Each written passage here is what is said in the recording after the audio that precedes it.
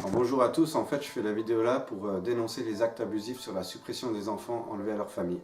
Et là je parle d'un certain organisme que toutes les personnes et familles concernées connaissent très bien pour l'enlèvement abusif d'enfants à leur famille. Ça fait 6 ans que mon père et la famille mènent un long combat pour récupérer notre petite Rebecca. Suppression des droits de visite par la famille d'accueil. Pour moi, il y a eu maltraitance morale envers ma petite nièce. Et tout ça malgré l'approbation de la synthèse faite par les avocats. Nous ne demandons pas forcément la garde exclusive, mais simplement un droit de visite comme ça a été vu au jugement. Mais la famille d'accueil a clairement réussi à avoir eu un refus catégorique de la petite à l'encontre de la famille. Cependant, nous nous posons toujours la question de ce que la famille d'accueil a pu lui raconter à notre sujet. Pour nous, c'est une injustice totale. Et pour moi, c'est un trafic de placement d'enfants uniquement pour des raisons financières.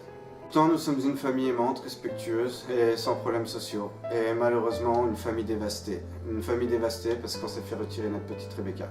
Ma nièce. On m'a tout simplement retiré ma nièce. Ouais. De toute façon, quoi qu'il arrive, on continuera à se battre pour Rebecca. Et on aimerait que la décision de justice soit correctement réfléchie et qu'elle se renseigne un peu plus sur notre situation familiale. Et j'espère sincèrement qu'elle prendra en compte notre bouleversement et notre tristesse à l'égard de cette situation. Et ça, on le saura toujours tant que nous vivrons cette injustice. Maintenant, je parle à toutes les familles qui vivent le même enfer que nous. En tout cas, battez-vous. Battez-vous pour vos petits-enfants, vos nièces, vos cousins, cousines, peu importe, battez-vous, et ça vient vraiment du fond du cœur. Et en se serrant les coudes, j'espère qu'on mettra fin à ces enlèvements abusifs. Tous ensemble, soyons courageux. C'est ma petite fille. Si vous la voyez, dites-lui que toute sa famille l'aime. Qu'on pense à elle tous les jours, tous les jours. Moi aussi je t'aime.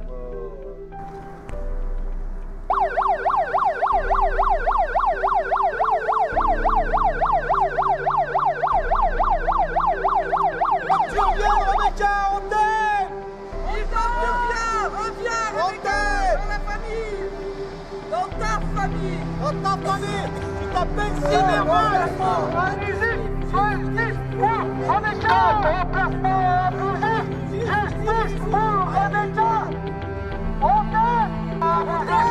Remplacement abusif. Justice pour Rebecca. Justice pour Rebecca. Remplacement abusif. Justice.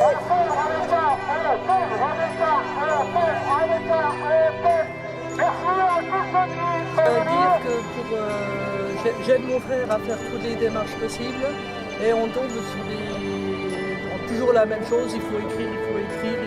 On a écrit tout le monde au juge, au tribunal, à la communauté européenne des droits de l'homme, on a écrit partout, on se déplace, on n'a rien du tout. Et je trouve inadmissible qu'une petite fille de 7 ans qui a été placée, qui a maintenant 12 ans, on lui interdit de voir sa famille complète, que ce soit tante, oncle, des grands-pères qui ne sont plus là, désolé, et les cousins et les cousines qu'elle ne connaît même pas. C'est honteux. Les services sociaux et le juge devraient faire en sorte que les liens se lient entre familles, c'est leur droit, c'est leur devoir, et qu'ils ne font pas.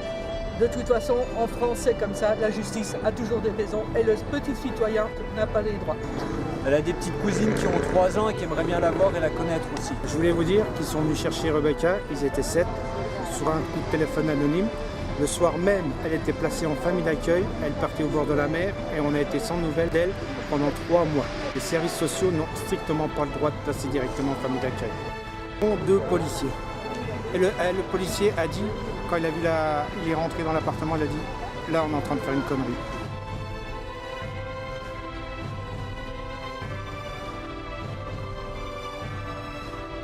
Yo!